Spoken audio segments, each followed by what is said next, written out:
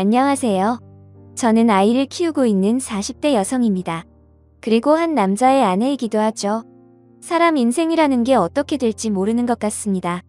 제가 이곳에 사연을 보낼지도 몰랐던 것처럼요. 어릴 때부터 굴곡진 인생이 결혼이란 전환점이 맞아 이렇게 변할 거라 생각하지 못했네요. 그래서 이번에 제 인생 이야기를 여러분들께 들려드리려고 합니다. 기구한 제 인생은 어린 시절부터 순탄치 않았습니다. 저는 세상의 빛을 본 지 얼마 안 되어서 보육원 앞에서 발견되었거든요. 태어난 날짜도 이름도 아무런 단서 없이 포대기에 쌓여져서 말이죠. 이름마저 없던 저는 보육원 원장님께서 지어주신 연수라는 이름을 가지고 자라게 되었습니다. 제가 보육원 앞에서 발견된 날이 제 생일이 되었고 저의 부모님은 보육원 선생님이었죠. 다행히 선생님들께서는 모두 착하신 분들이라 저는 친구들과 함께 자랄 수 있는 보육원이 좋았습니다. 하지만 시간이 지날수록 같이 보육원을 뒤놀며 지내던 친구들이 저만 두고 하나 둘씩 떠나게 되었습니다. 모두가 그런 건 아니지만 몇몇 친구들은 양부모님을 만나 보육원을 떠났거든요. 처음에는 다른 친구들과 헤어지는 게 싫어 입양을 불허하지 않던 저도 나이를 먹을수록 내심 입양을 기다리게 되었습니다. 선생님들께서도 아이들이 보다 좋은 환경으로 입양을 갖길 바랬기에 입양을 원하는 어른들이 보이면 다들 항상 꽃단장을 했던 기억이 있어요. 하지만 저는 국민학교를 입학해서 한참이 지나도 입양이 되지 못했죠. 매년 보육원에 입소하는 어린아이들이 있기에 사실 국민학생이 넘어서는 쉽게 입양이 되지 않습니다.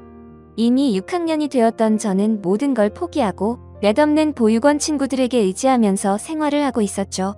그런데 어느 날 원장 선생님께서 저를 찾으셨습니다. 그리고는 저를 마음씨 좋아 보이는 사람들에게 인사를 시켰습니다. 연수야, 인사해. 너를 입양할 부모님이셔. 전부터 너를 마음에 쏙 들어 하셨단다. 입양은 포기했던 터라 어른들이 찾아와도 관심이 없었고 저를 눈여겨보는 어른들이 있는 줄도 몰랐습니다. 원장님 말씀으론 그분들이 전에도 입양을 하셔서 제가 입양이 된다면 제게 언니와 부모님이 생긴다고 하셨죠. 그리고 사업을 하시는 분들이라 집안 형편도 넉넉하고 무엇보다 선한 분들이라고 말해주셨습니다. 며칠간의 기다림 끝에 드디어 제가 입양되는 날이 왔고 그렇게 저는 양부모님의 차를 타고 보육원을 떠나게 되었습니다. 정든 친구들과 선생님이 있는 보육원을 떠나는 것이 아쉽긴 했지만 저도 다른 사람들처럼 진정한 가족들과 살아갈 수 있다는 기대감으로 부풀었습니다. 정든 보육원을 끝까지 눈에 담으려 하는 저에게 양부모님들은 꾸지람을 하였습니다. 얘 그렇게 하면 좌석 시트가 더러워지잖아. 그래 가만히 좀 있어라. 이제 우리랑 생활해야 하는데 벌써부터 눈 밖에 나서 되겠어? 제 기대와 다르게 양부모님들은 첫인상과 전혀 다른 모습의 사람들이었습니다. 아마 그분들을 알고 있는 지인들에게 제가 실상을 설명한다고 해도 믿지 않을 겁니다. 그만큼 사회적으로는 기부도 많이 하고 부모 없는 자식을 둘이나 입양한 마음씨 좋은 사업가였으니까요. 하지만 그 이면은 전혀 다른 사람이었습니다. 한참을 달려 넓은 집에 도착을 하게 되었고 그 집에는 이제 막 보육원에서 도착한 저와도 비교될 만큼 꼬질꼬질한 모습의 아이가 양부모님을 맞이했습니다. 다녀오셨어요? 그래 은희야, 이제부터 너랑 같이 생활할 연수라는 아이니까 네가 알아서 많이 알려줘라. 무슨 말인지 알겠지? 내 어머니 저보다 3살 많은 나이 언니의 이름은 조은이었습니다. 저처럼 보육원에서 생활하다 5년 전에 이 집으로 입양되었다고 했죠. 다정한 양부모님을 기대하던 제 생각과 달리 벌써부터 차가운 바람이 느껴지는 양 부모는 언니에게 저를 맡기고 방으로 들어가셨습니다. 아무 일 없었어? 네? 뭐가요? 아니야, 아무 일 없어 보이네. 나 따라와. 짐 정리해줄게. 언니를 따라간 방에는 아무것도 없이 오래된 침대와 이불만 있었습니다. 마치 쫓기듯 제 짐 정리를 마친 언니는 저에게 얼른 따라오라는 손짓을 하며 저를 부엌으로 데려갔죠. 너 요리할 줄 알아? 라면이나 계란 후라이요. 그러면 오늘부터 내가 하는 거 잘 봐야 해. 보통 부모님께서 재료를 사오시면 우리가 요리를 해야 하니까. 그리고 부모님께서 뭐든 물어보면 네, 아니요 먼저 이야기해야 해. 특히 거짓말이나 변명하면 정말 큰일 나니까. 실수해서 무섭더라도 절대 변명하면 안 돼. 알았지? 그때는 저에게 여러 가지를 알려주는 언니의 말이 도통 이해가 가지 않았습니다. 하지만 그 말의 뜻을 알기까지 많은 시간이 걸리지 않았어요. 첫 가족 식사 자리에서 밥그릇과 국그릇을 손으로 들어 식사를 했다며 아주 혼났으니 말이죠. 혼나는 정도로 끝이 났다면 제가 힘들었다고 떠올리지도 않았을 거예요. 이후의 삶은 그것과 비교도 안 되게 처절했거든요. 저와 은희 언니는 마치 노예 생활을 하듯 하루를 보내야 했습니다. 차마 이곳에 모든 이야기를 할 수는 없지만 이제 막 중학생이 된 저에게는 모든 것이 너무 고된 일이었어요. 지금 다시 생각해봐도 성인도 안 된 여자애 둘이서 그 넓은 집안일을 한다는 게 말이 안 될 정도니까요. 새벽같이 일어나서 양부모의 출근 준비와 식사 준비를 해야 했고 학교 후에는 친구들과 보낼 시간도 없이 집으로 와 남은 집안일을 해야 했습니다. 모든 식사 준비부터 집안일 그리고 어른들도 하기 힘든 가구 배치와 설치까지 모두 저희 자매 둘이서 해내야 했습니다. 실수는 용납되지 않았고 만약 잘못이라도 저지르면 하나하나 잘잘못을 따지며 매질을 당하기 일쑤였죠. 그런 상황에도 은희 언니는 제 몫의 일과 실수도 자신이 모두 감당했습니다. 매번 저를 대신해서 매를 맞고 있는 언니를 보면서 너무 힘들었지만 차마 사실대로 말할 용기가 없었습니다. 하지만 언니는 항상 저를 보호해줬어요. 울지마 연수야 언니는 익숙해서 하나도 안 아파 그러니까 우리 연수 언니가 보호해줄게 미안해하지 말았지? 아마 은희 언니가 없었더라면 제가 그 지옥 같은 삶을 어떻게 버텼을지 모르겠습니다. 그런데 그 감옥 같은 집에서 유일하게 제게 힘이 되어주던 은희 언니는 성인이 되고 온 바로 부잣집으로 시집을 갔습니다. 작별 인사도 하지 못한 채 학교를 돌아오니 집에 있던 양어머니가 시집을 갔다고 이야기를 전해주었죠. 그날 이후로 저는 둘이서 하던 몫을 혼자서 해내야 했습니다. 저 언니는 이렇게 많은 일을 하고 있었나 싶을 정도로 바쁘게 집안일을 해야 했고 실수를 하는 날에는 죽을 죄를 지은 것 마냥 혼이 났었죠. 언니가 없는 그곳은 정말 지옥 같은 곳이었습니다. 그리고 저 역시 성인이 되자마자 제 의지와는 상관없이 양부모의 강요로 시집을 가게 되었습니다. 양부모들은 언니와 제가 성인이 되는 날이 지나면 바로 결혼을 시켰습니다. 아마 사업을 하는 양부모들에게 성인이 된 저희는 더 이상 필요 가치가 없는 존재였을 겁니다. 항상 주변 사람들에게 선전하는 것 마냥 저희를 소개했으니까요. 그러다 보니 이제껏 잘 키워 부잣집에 시집을 보냈다는 명목하에 패물들을 받으며 우리를 처분하는 듯 했습니다. 어느 날 한 아주머니께서 제가 살고 있던 집으로 오시더니 저를 뜯어보듯 유심히 쳐다보셨죠. 그리고 양부모들과 이야기를 나누시고 돌아가셨습니다. 저는 무슨 일이 벌어지고 있는지도 몰랐어요. 다음 날이 되어서야 저에게 통보하듯 결혼을 할 거라는 말을 듣게 되었죠. 연수야, 아까부터 오라고 했는데 안 오고 뭐하고 있어?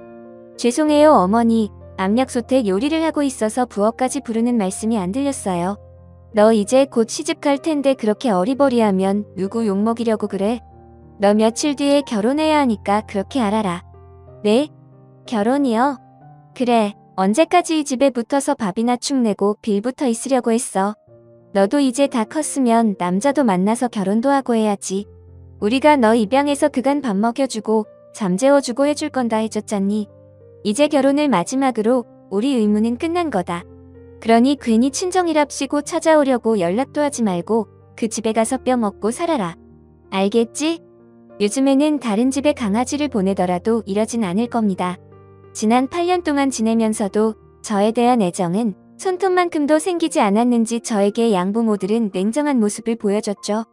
그렇게 저는 결혼식 전까지 남편의 얼굴을 보지도 못한 채 시집을 가게 되었습니다. 거기 시집가서도 괜한 이야기하면 안 된다. 알았어? 어차피 너가 이야기한다고 믿어주는 사람도 없어. 그러니까 우리를 부잣집에 시집 보내준 먹고 키워준 고마운 양부모로 생각하고 우리 인연을 여기서 끝내자. 그래. 다른 입양 가정은 파양하는 경우도 많다고 하는데 우리는 너에 대해 끝까지 책임을 다하잖니. 그 집이 홀어머니의 남편도 조금 문제가 있어서 그나마 너를 받아주는 거야. 그래도 살림은 잘하니까 너 정도면 들어가서 바로 이쁨 받을 거다. 나중에 생각해보면 너도 우리한테 감사해야 할 거야. 궁금한 점은 수지까지였지만 묻지도 못한 채 결혼식을 올리는 날만을 기다려야 했습니다. 그리고 결혼식 날 보게 된 남편은 엄청나게 덩치가 큰 남자였습니다. 지금처럼 뚱뚱한 사람이 별로 없던 시기, 명절에 자주 볼 수 있었던 씨름 선수만큼이나 큰 남자를 말이죠. 어른들 이야기론 몸무게가 130kg이 넘는 거구라고 했습니다. 세상 처음 보는 덩치와 무표정한 모습의 남자가 제 남편 될 사람이라고 하니 저는 너무 무섭기만 했습니다. 결혼식 내내 웃지도 않고 저에게 먼저 말을 걸어주지 않던 남자와 결혼식을 치르게 되었죠. 집안일 때문에 애인은커녕 친하게 지내는 남자친구도 없었을 만큼 남자를 몰랐던 저는 처음 본 거구의 남자를 남편으로 맞이하게 되었습니다. 말했다시피 남자라면 아무것도 모르던 제가 거구의 남편을 보니 얼마나 무서워했겠어요. 하객이라고 온 양가 부모님들밖에 없는 결혼식장에서 대충 번개불에 콩 구워 먹듯 결혼식을 마친 저희는 결혼 서약과 결혼 사진만으로 부부가 되었음을 공표하게 되었습니다. 결혼식을 마친 저에게는 가장 두려운 시간이 있었습니다. 바로 첫날 밤이었죠. 그때 저는 너무 어렸고 어른들이 말하는 첫날 밤을 그 남자와 보낸다는 게 너무 무서웠습니다. 결혼식 전부터 하루 종일 긴장한 채 시댁에 마련된 부부의 방에서 저는 작은 소리에도 놀라 소스라치며 남편을 기다리게 되었죠. 읽고 남편이 들어왔고 저는 눈을 꽉 감은 채 얼른 이 시간이 끝나기만을 바랬습니다. 나 때문에 무서워서 그러고 있다면 긴장 풀어요. 나도 당황스럽기는 마찬가지니까요. 아마 내일부터 어머니께서 집안일 시켜준다고 힘들 텐데 잠이라도 편하게 자요. 정 불편하면 내가 침대 밑에 내려가 잘게요. 남편은 바짝 긴장하고 있는 저에게 머뭇거리며 저를 위해주는 말을 했습니다. 그 모습을 보니 제가 너무 첫인상만 보고 남편을 도깨비 마냥 험악한 사람으로 판단한 것 같았어요. 남편은 결국 제가 불편하겠다며 베개와 이불을 가지고 침대 밑으로 가 잠을 청했습니다. 저를 배려해주는 모습에도 막다른 골목에 몰린 고양이 마냥 경계를 풀지 않았던 저도 하루 온종일 몸과 정신을 긴장한 탓인지 눈을 감자마자 잠이 들었습니다. 아침이 되어 놀라 일어난 방에는 잘 정돈된 이불과 베개만 있을 뿐 남편은 보이지 않았죠. 그리고는 시간을 확인하는데 시계가 벌써 9시를 넘어 가리키고 있었죠. 분명 전날 시어머니께서 아침 준비를 한다고 6시에 일어나라고 하셨는데 말이죠. 시간을 보고 놀란 저는 헐레벌떡 1층으로 내려갔습니다. 어머니 죄송해요. 시간이 이렇게 된지도 모르고. 그래, 이제 잠은 다 잔 거냐? 네, 죄송해요. 됐다. 뭐 어쩌겠냐. 내 아무리 못된 시어머니라도 밤새 남편 간호했다는 며느리 늦잠도 이해 못하는 사람은 아니다. 위에 올라가서 좀 쉬다가 내려와서 점심 식사 준비나 하자. 네? 네 알겠습니다. 시어머니께서는 제가 남편을 밤새 간호했다는 알 수 없는 말씀을 하셨죠. 올라가며 곰곰이 생각을 해보니 아무래도 남편이 저를 위해서 어머님께 선의의 거짓말을 한 것 같았어요. 어제 하루 종일 긴장한 탓에 누가 업어가도 모를 정도로 곤히 잠들어 있는 저를 배려해준 게 아닌가 싶었습니다. 그런 남편이 고마워 퇴근한 남편에게 고맙다라는 감사의 인사를 전하려고 생각할 때 2층 거실 소파에 남편이 앉아있는 겁니다. 당연히 출근이라도 한 줄 알았는데 말이죠. 생각해보니 저는 남편이 무슨 일을 하고 있는지도 몰랐는데 나중에서야 별다른 직업 없이 집에서 지낸다는 걸 알게 되었죠. 다시 그 상황으로 돌아가서 남편도 저와 마주친 게 어색한지 눈을 피하면서 창가 쪽으로 가더라고요. 저는 아침에 있었던 일에 고마움을 표하러 남편에게 다가갔죠. 어제 잠자리도 그렇고 오늘 아침에 있었던 일까지 감사해요. 특히 오늘 늦잠은 제 잘못인데 덕분에 아무 일 없이 넘어가게 되었네요. 아니에요. 별것도 아닌데요. 짧은 대화를 나눈 남편은 쑥스러운 듯 저를 피해 1층으로 내려갔습니다. 남편은 외모와 다르게 쑥스러움도 많고 마음씨도 여린 남자였습니다. 결혼을 한 지 한 달이 넘었는데 제 웃긴만 닿아도 소소라치게 놀라는 그런 사람이었습니다. 처음 하는 시집살이의 남편은 항상 저의 실수를 대신 감싸주며 시어머니에게 조금이라도 혼이 덜 나게 도와주었습니다. 그러다 보니 저도 남편에게 마음을 열게 되었습니다. 오히려 제가 먼저 짓궂게 남편에게 장난을 치며 다가가려고 했죠. 그러다 보니 저희는 부부보다는 친구 관계처럼 시작하게 되었습니다. 친구처럼 지내며 점점 서로에게 가지고 있던 마음의 벽이 무너지기 시작했고 한 이불을 덮고 지내다 보니 어느덧 사이 좋은 부부가 되어 있었습니다. 그런데 생각을 해보니 남편은 저와 결혼을 하고 난 뒤 한 번도 바깥 외출을 한 적이 없었습니다. 이전에는 남편과 어색하기도 하고 집안일을 하고 있어 눈치를 채지 못했어요. 남편과 친해졌다고 생각한 저는 잠시 집안일이 없는 틈을 타 남편과 동네 산책이라도 하려고 했죠. 여보, 오늘 날씨도 너무 좋은데 우리 나가서 산책이나 하지 않을래요? 아니 나 몸이 안 좋아서 집에서 좀 쉬고 있을게. 당신 혼자 산책 다녀와. 몸이 어떻게 안 좋은데요? 밑에서 쌍화탕이라도 끓여올까요? 아니 그냥 방에서 쉬면 될 것 같아. 나 신경 쓰지 말고 산책 다녀와. 그 후에도 남편은 몇 번이나 다른 핑계를 대면서 밖으로 나가는 걸 거절했습니다. 우연이라고 하기엔 너무 연이은 핑계와 거절이 이상하게 생각되었습니다. 그러다 보니 혹시 제가 부끄럽고 창피한 탓에 같이 하는 외출을 꺼려하는 건가 생각이 들었죠. 한번 그런 생각이 머릿속에 들어오니 잊어버리려고 해도 쉽지가 않더라고요. 시간이 갈수록 표정은 어두워지고 속이 상했습니다. 결국은 어느 날 저녁 속상한 마음에 남편에게 울면서 이유를 물어보게 되었습니다. 여보, 혹시 내가 많이 창피해요? 내가 왜 당신을 창피해? 왜 그런 생각을 하는 거야? 그런데 왜 내가 같이 밖을 나가자고 하면 매번 거절해요? 나도 눈치는 다 있어요. 당신 내가 창피하니까 매번 당황하면서 나가는 걸 거절하잖아요. 아닌데? 당신 때문이 아니야. 정말이야. 이 말은 믿어줘. 사실은 울며 서러워하는 제 모습을 보며 곤란했는지 남편은 결국 제게 외출하지 않는 이유를 말해주었습니다. 사실은 나 중학교 때 따돌림을 당했어. 소심하고 부끄러움이 많아서 사람 사귀는데 시간이 걸리거든. 그래서 중학교 올라가고 친구들 사귀는 게 쉽지 않더라고. 같은 반 애들이 뭘 물어봐도 제대로 대답도 못하고 주목받으면 얼굴만 빨갛게 변해서 아무 말도 못하니까 우습게 보였나 봐. 어느 날부터 노골적으로 괴롭히더라고. 나중에는 전학도 가봤는데 그런다고 성격이 변하나.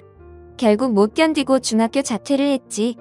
그때는 아버지께서 살아계실 때라 약한 내가 마음에 안 들고 답답하셨는지 남자답게 강하게 행동하라며 강요를 하셨어. 어린 마음에 강요하는 아버지가 미워서 그때부턴 방 안에서 생활했고, 그러다 아버지께서 돌아가시니까 그게 또 내 탓인 것만 같아서 더 방 안으로 파고들었던 것 같아. 그러다 보니 이제는 다른 사람 만나는 것도 무섭고 또 내 몸이 이러니깐 밖으로 나가고 싶지 않아. 먼저 말 못해서 미안해, 여보. 자신의 과거가 부끄럽다는 듯 저에게 고개 숙여 이야기하는 남편을 보니 제가 괜한 오해를 했구나 싶었습니다. 그리고 힘든 과거를 떠올리게 한 것 같아 아내로서 미안했습니다. 그렇다고 남편을 평생 집안에서만 생활하게 할 수는 없었어요. 제 만족이 아닌 남편을 위해서라도 과거를 극복시켜주고 싶었습니다. 당신이 잘못한 것도 아닌데 왜 나한테 미안해해요? 당신 지금 밖에 나가도 아무도 이상하게 보지 않아요. 그러니까 나랑 같이 나가봐요. 당신도 처음 나봤을 때 놀랐을 거 아니야. 나도 거울 보면서 알아 내 몸이 어떤지. 그러면 내가 당신 살 뺄 수 있게 도와줄게요. 그러면 되겠죠? 스스로에게 자신이 없어하는 남편을 위해서 제가 옆에서 도와주기로 했습니다. 그날부터 남편을 돕기 위해 공부를 하게 되었습니다. 서점에 가서 책을 사왔고 비디오 대여점으로 가서는 다이어트와 헬스 비디오를 가지고 와 남편에게 알려줄 운동을 공부했습니다. 또 그것으로는 부족한 것 같아 직접 에어로빅을 배워가며 남편에게 알려주었죠. 오랜만에 하는 운동을 힘들어하는 남편은 쉽게 포기하려고 했고, 제가 다 큰 남편을 마치 어린아이 돌보듯 어르고 달래미 옆에서 같이 하게 되었습니다. 운동 후에는 마치 보상을 받으려고 하는 것처럼 식을 하는 남편을 말리며 제가 식단까지 조절해줘야 했습니다. 그래도 저를 위해 열심히 버텨준 남편은 하루가 다르게 모습이 변하고 있었습니다. 그리고 1년이 되어갈 때 남편은 정상 체중에 가까워지고 있었습니다. 이제 다음 관문은 남편을 바깥 세상으로 나가게 하는 거였습니다. 저는 아직도 밖을 두려워하는 남편을 겨우 설득하여 10년 넘게 나서지 못하고 있던 대문 밖을 나서게 했죠. 운동을 하는 것보다 그 대문을 열어 세상 밖으로 나가는 것이 더 힘들었습니다. 감격스러운 첫 외출에 저와 시어머니는 모두 감격해 눈물을 흘렸고 남편을 대견스러워했습니다. 점점 밖에서 보내는 시간을 늘려갔고 남편 또한 달라진 자신의 모습과 외출이 익숙해져 갔죠. 그렇게 남편은 자신감을 찾게 되었고 우리는 연후 부부와 똑같이 밖으로 산책도 하고 데이트도 즐길 수 있었습니다. 그 모습을 보며 가장 좋아하신 건 어머님이셨어요. 저와 남편이 운동을 시작할 때만 해도 반신반의하던 어머님께서도 점점 변하고 있는 아들의 모습을 보시곤 제가 해야 할 집안일도 대신해 주시며 저희 부부를 지원해 주셨죠. 그리고 남편이 정상 체중이 되고 10년 넘게 단절되었던 세상을 향해 나가게 되자 어머님께서는 감격하셔서 기쁨의 눈물을 흘리셨습니다. 우리 아들 두섭이 장하다니 아빠도 분명 대견해 하실 거야. 잘했어 우리 아들. 그리고 우리 며느리 연수야 너무 고맙다. 네 덕분에 남편 떠나고 가지고 있던 마음속 짐을 털었네. 정말 고맙다. 네가 우리 집안의 평생의 은인이야. 남편을 옆에서 돕느라 며느리 할 일도 제대로 못했는데 저에게 고맙다며 저를 안아주시는 어머님에게 감사했습니다. 그렇게 남편은 조금씩 불행한 각오로 꼬여버린 자신의 삶을 고쳐나가고 있었습니다. 그런데 큰 산을 넘고 보니 전에 느끼지 못했던 것들이 느껴졌습니다.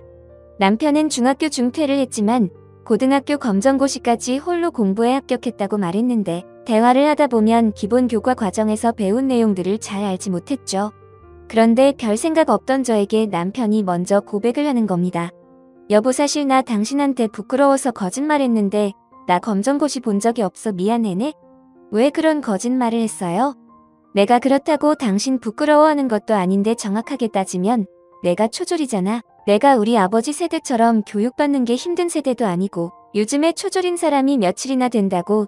나 당신 창피하지 않아? 뭐 어때요? 이렇게 잘생기고 착한 남자면 된 거죠. 너무 신경 쓰지 마요. 저에겐 남편의 학력이 중요하지 않았습니다. 저 또한 고아였고 좋은 학벌의 부자였던 양부모의 악독한 모습을 봐서 그런지 모르겠지만 사람을 판단하는데 보이는 것만으로 평가하고 싶지 않았어요. 무엇보다 남편은 저에게 가장 믿음직스러운 남편이었습니다. 그런데 학력을 고백한 남편이 저에게 더 하고 싶은 말이 있는 듯 했습니다. 당신이 그렇게 생각한다고 해도 나 스스로 당신에게 떳떳하고 싶어. 그래서 나 공부해보려고 하는데 그래요? 그러면 내일부터 학원이라도 다닐래요? 아직 사람 많은 곳은 좀 그래서 당신만 괜찮다면 당신이 나 도와줄 수 있을까? 당신은 고등학교도 졸업했잖아. 스스로 공부하겠다는 남편의 의지를 꺾을 수 없었습니다. 저도 좋은 머리는 아니고 학창시절 양부모 때문에 공부할 시간이 없어 학업 성적이 좋진 않았지만 남편을 위해서 제가 모자란 부분을 해답지를 보면서 알려주면 된다고 생각했습니다. 막상 중학교 과정을 펼쳐서 보니 저도 기억이 가물가물해서 오히려 제가 공부를 해야 했지만요. 남편의 달라진 모습 이후 저의 모든 말을 믿어주시고 지원해주시는 어머님 덕분에 오롯이 남편의 공부에만 집중할 수 있었습니다. 어머님 손에 물 묻히는 게 싫어 틈틈이 집안일도 했지만 예습을 하고 남편을 가르치며 공부하는데 대부분의 시간을 보내야 했습니다. 그렇게 저와 함께 공부하여 고등학교 검정고시까지 무난하게 합격한 남편은 욕심을 내어 수능 시험까지 준비하게 되었습니다. 덩달아 바빠진 저는 힘든 공부를 하는 남편의 곁을 지키며 응원을 하게 되었죠. 다른 사람들은 웬 고생이냐 싶겠지만 저는 남편과 같이 밤새 공부하며 잠깐의 휴식 시간을 보내는 그때가 행복했습니다. 그리고 멀기만 느껴졌던 수능 날이 되었고 어머님과 저는 남편의 고사장까지 따라가 열심히 응원하며 좋은 결과가 있기를 기도하였습니다. 열심히 노력한 남편은 대학을 입학할 수가 있었습니다. 비록 남들에게는 좋지도 않은 대학이라며 무시를 당할지 몰라도 저는 남편이 대학을 가기 위해 얼마나 노력을 한지 알고 있었기에 서울 명문대 합격한 사람보다 훨씬 더 자랑스러웠습니다. 저보다 노력하고 고생한 사람은 남편인데 시어머니와 남편은 모두 제 덕분이라며 제게 공을 돌렸습니다. 당신 뭐 받고 싶거나 하고 싶은 건 없어. 사실 그동안 당신이 가장 노력했잖아. 무슨 말이에요? 누가 보면 내가 대학 들어간 줄 알겠어요? 다 당신이 한 거지. 당신이 커피 쏟아가며 누구보다 노력해서 만들어낸 결과잖아요. 나 말고 당신 하고 싶은 걸 해요. 아니다. 아가 다른 사람들은 두사비를 시켜서 됐지만 우리는 옆에서 그 가정을 다 봤잖니. 우리 며느리 연수 아니었으면 오늘 같은 일이 없었을 게다. 거절 말고 원하는 걸 말해봐라. 저만 노력한 건가요? 우리 가족 모두 다 같이 서로 도왔죠. 어머님도 다 늦어 공부하는 저희 때문에 얼마나 고생이 많으셨어요. 저희가 모시고 좋은 곳들 돌아다니며 구경시켜드려야 하는데 뒷바라지 하시느라 잠도 제대로 못 주무시고 오늘은 우리 가족 다 같이 서로 하고 싶은 것, 먹고 싶은 것 하면서 보내요. 다른 사람들보다 한참 늦게 시작한 공부에도 남편은 힘들다거나 포기하고 싶다는 소리 한 번 하지 않고 잘 따라와 주었습니다. 시어머님도 편히 쉬셔야 할 나이에 수험생 부모 역할을 발벗고 나서섰죠. 매번 식사 준비를 대신해 주시고 집안일들과 늦은 밤 야찬까지 저희를 위해서 직접 노력해 주셨습니다. 거기다 땡전 한 푼 수입이 없는 저희를 대신해 생활비까지 지원해 주셨던 어머님이셨습니다. 다른 시어머니 같으면 자신이 며느리 밥상까지 차려야 하냐고 단돌이 질이라도 하셨을 텐데 어머님께서는 단 한 번 내색 없이 그 모든 일을 해주셨습니다.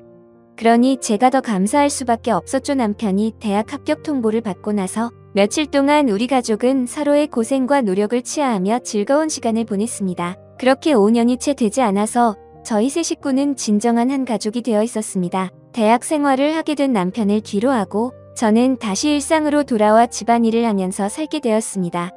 그런데 결혼을 하고 나서부터 계속 목표를 향해 달려와서 그런지 왠지 무엇인가 허전하게 느껴졌습니다. 이제는 자기 앞가림도 잘하고 여전히 나에게 사랑을 듬뿍 주며 자상한 남편과 저를 친딸과 같이 대해주시고 아껴주시는 어머님까지 제가 꿈에서 바라던 가족의 품에서 무척이나 행복했지만 또 다른 공허함이 있었습니다. 저 스스로도 이러한 느낌을 해결해 보려고 노력했지만 좀처럼 수그러들지 않았죠. 제가 느끼는 감정이 뭔지 스스로도 모를 때 남편과 시어머니께서 먼저 눈치를 차리고 저에게 이야기를 해주셨습니다. 당신 요즘 괜찮아? 부쩍 힘도 없어 보이고 고민이 있어 보이는데. 봄이라서 몸이 조금 노곤해서 그런가 봐요. 이러다 금방 좋아지겠죠? 내가 잘은 모르지만 당신 여태까지 나 때문에 쉼없이 노력해왔잖아. 그런데 내가 대학 합격하면서 한순간에 목적이나 목표가 없어져서 그런 거 아니야? 글쎄요, 저도 제 마음을 모르겠어요. 전과 달라진 것은 없는데 마음이 공허하고 의욕이 생기지 않긴 해요. 혹시 나랑 어머니가 도와준다면 하고 싶은 공부나 일은 없어? 아니면 잠시 혼자 여행이라도 다녀올래? 에이, 어떻게 그래요? 어머님도 저희 때문에 지금까지 얼마나 고생하셨는데요. 아가, 내 걱정은 하지 마라. 어머님 언제 오셨어요? 내 걱정은 하지 마라. 우리 두섭이 방 안에서 나오는 것만 해도 내 소원은 풀었다. 연수, 너 덕분에 두섭이가 대학도 가고 살도 빼고 다른 사람들이랑 마찬가지로 똑같이 살아가잖니? 내가 지금 곧 죽어서 하늘나라에 있는 우리 남편을 만나도 떳떳해요. 그게 다 우리 며느리 연수 덕분인데 그 정도 고생도 못 해줄까봐?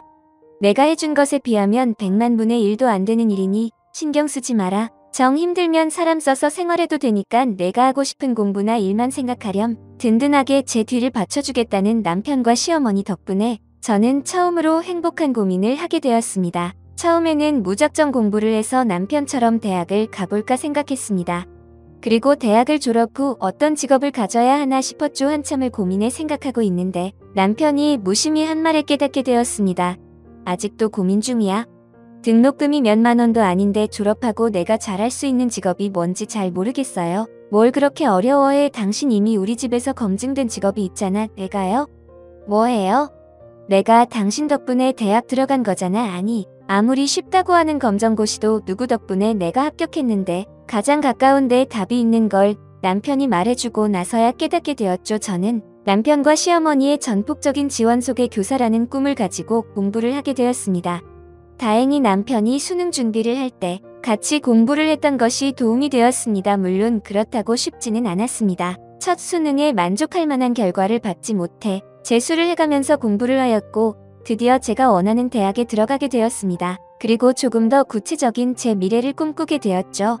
생각해보니 저와 남편은 서로의 사연은 달랐지만 모종의 이유로 공부를 제대로 할 수 없었습니다. 꼭 배움이 없다고 세상을 살아가는 데 있어 불편한 건 아니었지만 그래도 스스로 공부를 하고 싶어도 못하는 아이들이 있어서는 안 된다고 생각했습니다. 제가 보육원에 있을 때도 그런 모습을 많이 봤거든요. 그럴 때 누군가가 옆에서 조금만 도움이 되어준다며 꼭 학업뿐만 아니라 그 사람의 삶이 더 긍정적으로 바뀔 거라 생각했습니다. 그래서 저는 학교 교사가 아니라 학원 선생님이 되기로 했죠.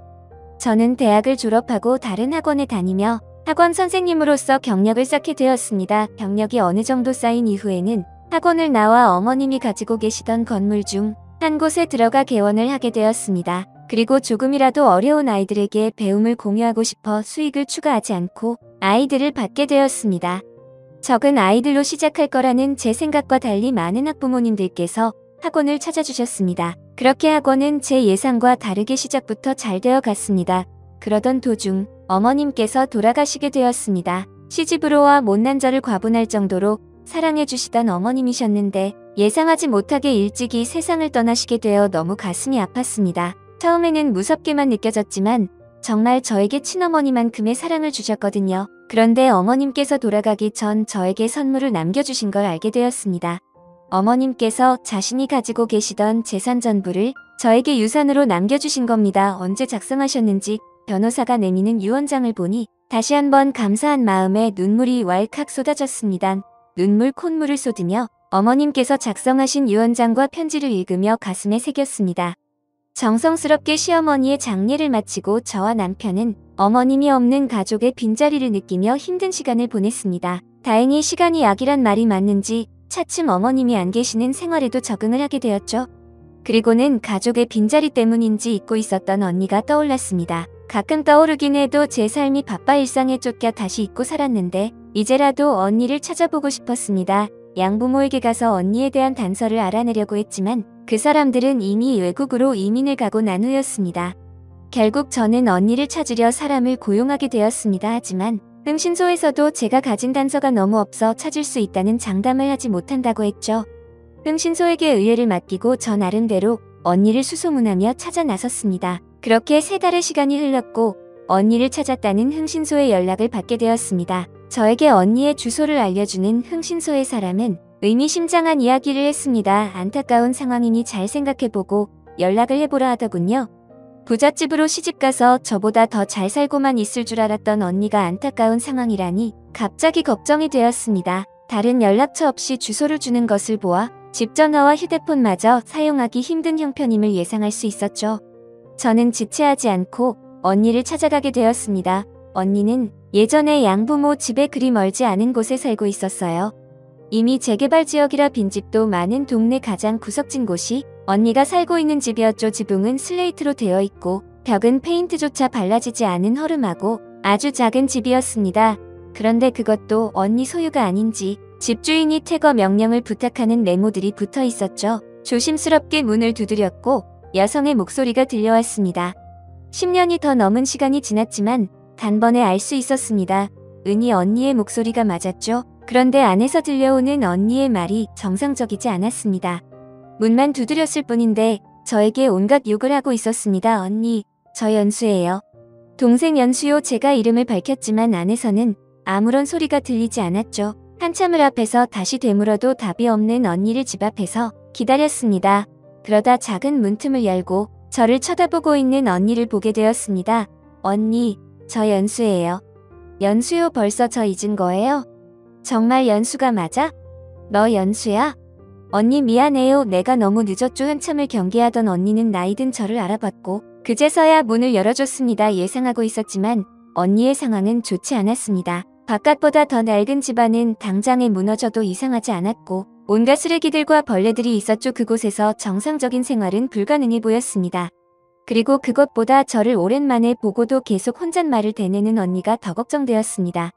다행히 의사소통에는 문제가 없는 언니에게 그간 언니가 살아온 인생 이야기를 들을 수 있었죠. 팔려가듯 시집을 간 언니는 저와 다르게 고된 시집살이 시켜낸 시모와 폭력적인 남편에게 시집을 갔다고 합니다. 결혼을 한 지 얼마 지나지 않아 시작된 폭력은 날이 갈수록 심해졌고 여자까지 생긴 남편은 당당했다고 합니다. 그리고 불륜녀가 임신을 하게 되자 언니를 내쫓아 버렸다고 합니다. 다시 양부모를 찾아가 봤지만 역시나 남을 나라했고 이미 저는 시집을 갔었을 때라 연락이 되지 않았죠. 결혼 전부터 바깥 세상이라고는 하나도 모르던 언니는 자신에게 먼저 손을 내밀어 주던 사람들을 믿었다고 해요. 하지만 그 사람들도 언니를 이용할 뿐이었죠. 자세한 내용은 이야기해주지 않았지만 아마 그런 일들로 언니가 상처를 많이 받았고 정신에 문제가 생긴 듯 했습니다. 언니 여기 있지 말고 나랑 갑시다. 이제라도 나 만났잖아. 내가 어떻게 언니를 여기 놔두고 가. 아무 말 하지 말고 나 따라와요. 오랜만에 만난 동생이 그리웠는지 언니는 아무 말도 없이 저를 따라와 주었습니다. 그리고 집을 언니를 데리고 가 남편에게 잠시 같이 생활하는 것을 부탁했습니다. 이전에도 제가 살아온 과거를 알았던 남편은 언니와 생활하는 것을 흔쾌히 받아줬습니다. 다행히 정신과 치료를 받으면서 언니는 점점 회복이 되었고 지금은 제가 운영하는 학원 일을 도와주고 있습니다. 그리고 집 밖을 나서기도 두려워했던 남편은 평범한 회사원이 되어 직장 생활을 잘하고 있고요. 그리고 그 사이 우리에게 소중한 아이까지 낳게 되었습니다. 어머님께서 물려주신 건물 덕분에 경제적으로도 걱정 없는 삶을 살고 있고요. 이제와 생각해보니 막달은 낭떠러지라고 생각했던 남편과의 결혼 덕분에 저는 참 많은 것을 얻게 되었습니다. 저를 지원해주는 어머님과 남편 덕분에 자아실현도 하게 되었고 다른 무엇보다 태어날 때부터 느낄 수 없었던 가족이라는 따스한 품을 알 수 있었어요. 그리고 친언니나 마찬가지인 언니와도 다시 만날 수 있었네요. 지금도 남편과 어머님께 매일 감사드리고 있어요. 우리 가족이 아니었다면 현재의 저는 없었을 테니 말이죠. 그래서 저는 언제라도 가족을 위해 희생할 준비를 하고 있습니다. 참 사연 많은 제 인생을 어떻게 생각하실지 모르겠네요. 부디 악플 말고 응원의 한마디를 부탁드리겠습니다. 그럼 제 사연을 끝까지 들어주셔서 감사합니다.